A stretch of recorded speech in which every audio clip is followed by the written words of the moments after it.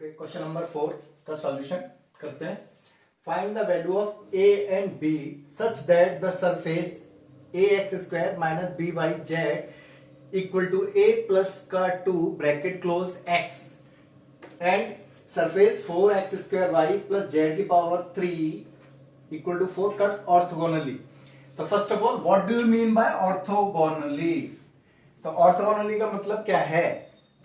तो सबसे पहले जैसे मैंने इधर सॉल्यूशन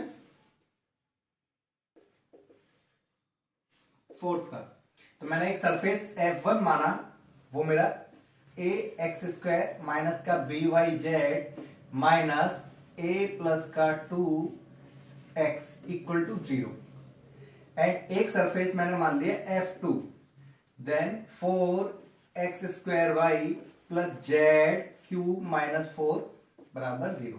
F1 और F2 दो सरफेस हैं। ऑर्थोगोनली का मतलब हो गया ये जो दोनों सरफेस हैं इस पॉइंट पर आपस में एक दूसरे को परपेंडिकुलरली इंटरसेक्ट करते हैं। ऑर्थोगोनली का मतलब क्या हो गया कि वो आपस में एक दूसरे को परपेंडिकुलरली इंटरसेक्ट करें, मतलब इन दोनों के बीच का जो एंगल है वो 90 होगा। तो दो सरफेस के बीच का एंगल निकालने का मैंने कंडीशन बताई थी ना आपको, जैसे क्वेश्चन नंबर 3 में।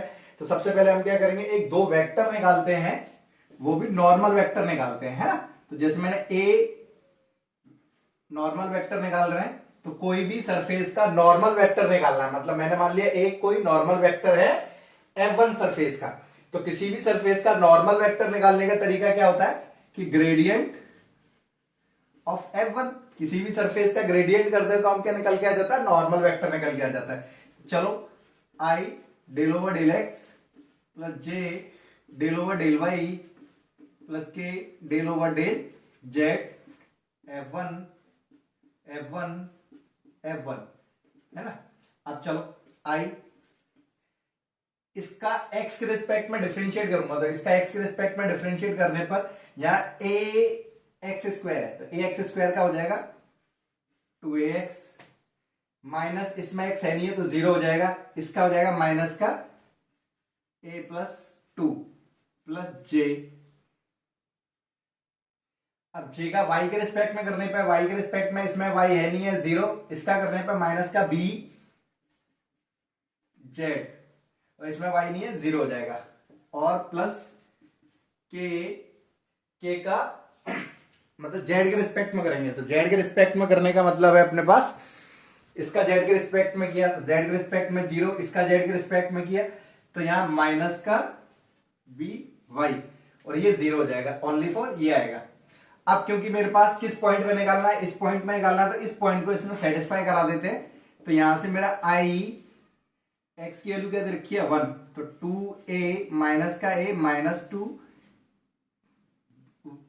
यहां पे y बराबर और z बराबर 2 दे रखा, तो माइनस 2b j और b की value minus minus plus b k।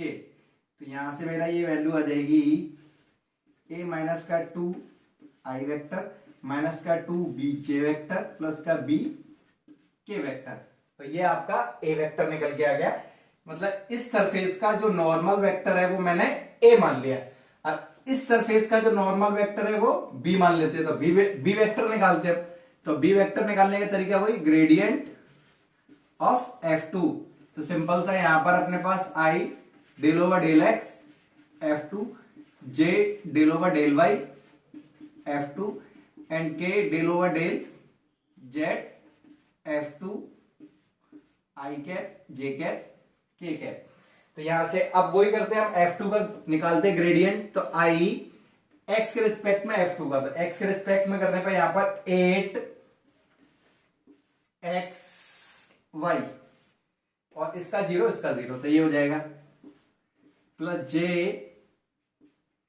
y के रिस्पेक्ट में करने पर 4x स्क्वायर, ये 0 हो जाएगा, ये 1 हो जाएगा, ये 0 ये 0 प्लस k z के रिस्पेक्ट में करने पर इसका 0 इसका 3z स्क्वायर 4 का 0, ये हो गया।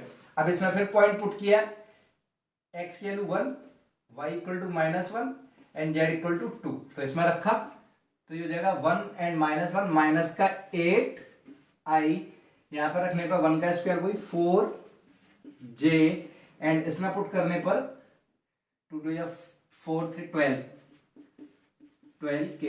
अब ए और बी दो वेक्टर आ गए और वो दोनों आपस में क्या ऑर्थोगोनली है। तो ऑर्थोगोनली का मतलब हो गया सिंपल, उनके बीच का जो डॉट प्रोडक्ट है a dot b equal to 0, क्योंकि cos 90 क्या होता है 0 होता है। फॉर्मूला क्या होता है a dot b equal to modulus of a modulus b of cos theta.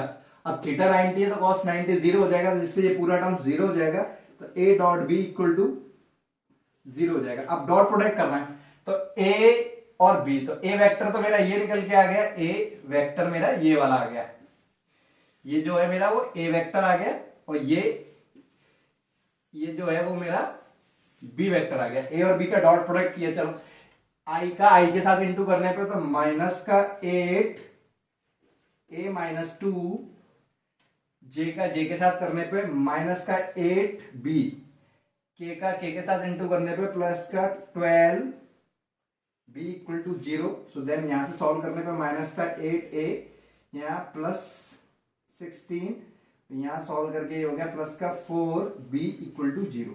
तो ये इक्वेशन एक आ गई मेरे पास, क्योंकि अब दो वेरिएबल इक्वेशन एक और चाहिए। तो सिंपल सा, क्योंकि देखो एक सिंपल में एक डायग्राम के हिसाब से समझाने की कोशिश करता हूं। जैसे मेरा f1 है, सपोज मेरा ये कर्व है कोई, और f2 है मेरा ये कर्व। तो ये जो है एंगल, ये 90 है एंगल आपका, है ना। तो ये जो पॉइंट है वो ये इस पॉइंट पे ही तो निकालना है। तो ये जो पॉइंट है वो आपको f1 को भी सेटिस्फाई करेगा, f2 को भी सेटिस्फाई करेगा। ये जो P पॉइंट मान लिया मैंने, इस पॉइंट को P लिख लिया, तो ये जो P पॉइंट है वो आपका f1 और f2 दोनों को सेटिस्फाई करेगा। तो ये P पॉइंट को मैं इस वाली इक्वेशन में पुट कर दूंगा, मतलब f1 वाली इक्वेशन में पुट कर देते हैं इस पॉइंट को भी, क्योंकि वो पॉइंट भी तो उस कर्व पे होगा। तो यहाँ पे पुट करने पर क्या हो जाएगा 1 का स्क्वायर, तो यहाँ हो जाएगा a, यहाँ माइनस प्लस हो जाएगा 2b, यहां रखने पर 2b, और यहां रखने पर x की वैल्यू 1, तो यहां हो जाएगा minus a plus 2 equal to 0। तो यहां से वैल्यू निकल के आ जाएगी a प्लस का 2b माइनस का a माइनस का 2 इक्वल टू 0, a से a कैंसिल हो गया। तो यहां से मेरा b कितना निकल के आ गया, b इक्वल टू 1 आ गया। क्या आ गया, b की वैल्यू 1 आ गई। तो मैं इसमें पुट कर देता हूं, तो यहां पर क्या हो जाएगा माइनस का 8a 16 प्लस 4 इक्वल टू 0। तो ये हो जाएगा 8a equal to 20, a equal to 20 upon 8, तो ये 5 अपॉन 2 आ गया। तो यहां पर a की वैल्यू क्या आ गई आपकी 5 अपॉन 2। तो a और b की वैल्यू हम ऐसे निकालेंगे। तो सिंपल सा ये जो क्वेश्चन था, इसमें क्या कह रहा था कि जो दो कर्व है आपस में ऑर्थोगोनली इंटरसेक्ट कर रहे हैं। ऑर्थोगोनल इंटरसेक्शन का मतलब हो गया वो दोनों के दोनों आपस में परपेंडिकुलर इंटरसेक्ट कर रहे हैं। तो इस टाइप के क्वेश्चन को हम ऐसे सॉल्व करेंगे।